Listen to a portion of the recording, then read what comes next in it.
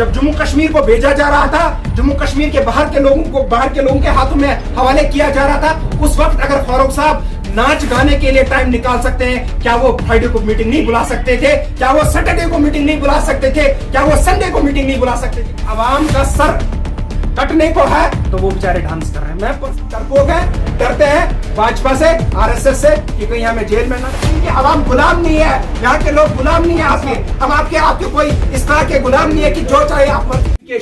किसी पार्टी ने क्लेरिफिकेशन मांगी थी आज मिनिस्ट्री ऑफ ब्रॉडकास्टिंग ने, या जो मैं कहूंगा जो इंफॉर्मेशन डिपार्टमेंट है जेएनके गवर्नमेंट का, उन्होंने आज सुबह मुझे लगता है जिस टाइम उन्होंने चढ़ाया था, इस तरह से आप देखिए कि मैं कितने गौर से इसको देख रहा हूं। जैसे ही उन्होंने चढ़ाया फर्स्ट मैंने उसको देखा था, शायद क्योंकि उस टाइम तब तक उस पर कोई लाइक नहीं था, मैंने इसलिए लाइक उस पर किया उस टाइम ताकि ये रहे कि मैं उसको बिल्कुल देख रहा था। जब उन्हें clarification the, that clarification is illegal itself, that clarification is unconstitutional, undemocratic, क्योंकि आप किसी प्रोविजन के तहत रोक ही नहीं सकते। आपने परसों सच बोला था, जो आपने बोला था परसों सच बोला था, वो हमारे आवाम के खिलाफ है, लेकिन आपने उस दिन एक्सपोज किया था उन लोगों को जो लोग धोखा दे रहे थे लोगों को कि हमने आपके लिए किया, हमने आपके लिए वो किया।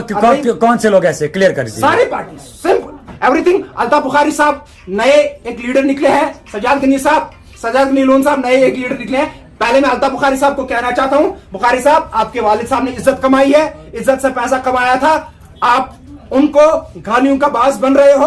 आप उनके लिए, मैं अल्लाह बचाए कि मगफिरत के बजाय कुछ और ही ना लोग बोले आने वाले वक्त में, इससे बाज आइए। इसलिए मैं कह रहा हूं कश्मीर, ये लोग आपके कभी नहीं हो सकते, ये मैं क्लियर कर देना चाहता हूं।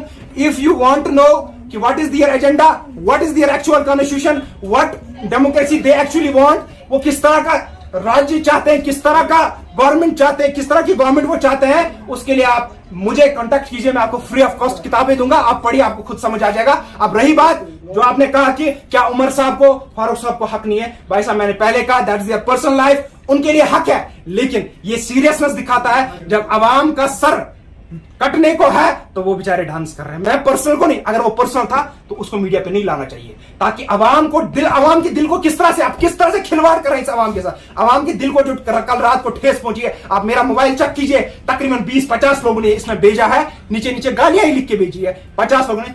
क्या ये रहनुमाई करेंगे इस आवाम की? मैं तो उनके खिलाफ वो नहीं बोल रहा हूं कि पर्सनल लाइफ है उनकी, क्या पर्सनल लाइफ फिर जरूरी पब्लिक में डालने की? टाइम्स नाउ ने उसको चलाया है, आज नेशनल चैनल्स ने उसको चलाया है, क्या ये शोभा देता है इन लोगों को? ये तो दिखाता ना कितने सीरियस है। रही बात सीरियसनेस की, वो आर्टिकल 370 पे भी दिखता है, they are not active in supreme court, सब डरे हुए हैं, कोई सुप्रीम कोर्ट के केस को फॉलो नहीं कर रहा है। असल में मुझे ये चीज भी क्लियर करनी थी, कोई फॉलो नहीं कर रहा है, झूठ बोल रहे हैं एक दूसरे को। अगर ये फॉलो कर रहे होते तो इन्होंने अर्ली हियरिंग के लिए सबने पिटीशन डाली होती, मैंने सबको बोला था, लेकिन कोई इसके लिए तैयार नहीं है। ये सब डरपोक है, डरते हैं भाजपा से, आरएसएस से कि कहीं हमें जेल में न डाले। क्यों डरना भी इनका लाजमी है, क्योंकि इन्होंने इतना बड़ा करप्शन करके होगा।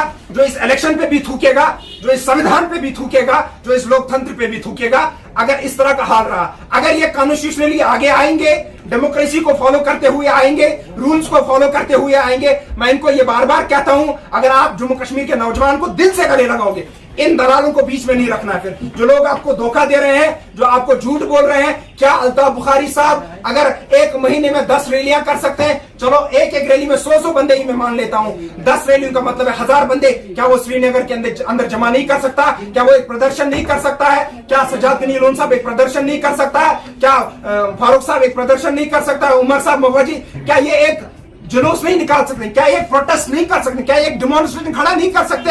कि हमारे आवाम के साथ आप क्या खिलवाड़ कर रहे हैं? जम्मू कश्मीर के आवाम गुलाम नहीं है, यहाँ के लोग गुलाम नहीं है आपके, हम आपके कोई इस तरह के गुलाम नहीं है कि जो चाहे आप मर्जी कर रहे हैं। आप इस फाइट देते हो, निकल जाता है, 2 दिन के बाद मसला भूल जाता है। इमरान साहब बार बार ये बात कही है कि हम कोई लीडर बनने नहीं आए, हम इस आवाम की हक की बात करते हैं। आज भी अगर ये पॉलिटिकल पार्टीज तैयार होते हैं, हम इनके लिए पीछे चलने के लिए तैयार हैं। हम बस खाली अपनी सजेशंस देंगे, उसके अलावा एमएलए भी यही बने, चीफ मिनिस्टर भी यही लोग बने, लेकिन इस कश्मीर को ना भेजे। जब तक रही बात कि मैं जो आने वाले मंडे को फारूक साहब ने मीटिंग बुलाई, मैं उसके खिलाफ नहीं हूं, लेकिन मैं उस को मंडे को बुलाने के खिलाफ हूं कि अगर इतना सीरियस मैटर था जब जम्मू कश्मीर को भेजा जा रहा था, जम्मू कश्मीर के बाहर के लोगों के हाथों में हवाले किया जा रहा था, उस वक्त अगर फारूक साहब नाच गाने के लिए टाइम निकाल सकते हैं, क्या वो फ्राइडे को मीटिंग नहीं बुला सकते थे? क्या वो सैटरडे को मीटिंग नहीं बुला सकते थे? क्या वो संडे को मीटिंग नहीं बुला सकते थे? आपने 4 दिन का गैप जानबूझ के रखा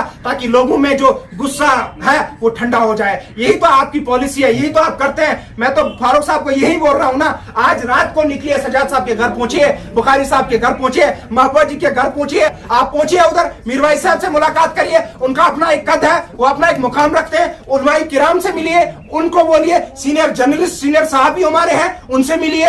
हमारे एडवोकेट जो सीनियर एडवोकेट्स हैं, जफर शाह साहब जैसे, कुयूम साहब जैसे हाईकोर्ट में, इनसे बड़ा वकील इनको कहां मिलेगा? उनसे बात कीजिए। ये इस तरह से सिस्टम चला रहे हैं ना, इससे मुझे सीधे सीधे लग रहा है आप मेरे नौजवान के साथ खिलवाड़ कर रहे हैं, इस आवाम के साथ खिलवाड़ कर रहे हैं, कश्मीर के साथ खिलवाड़ कर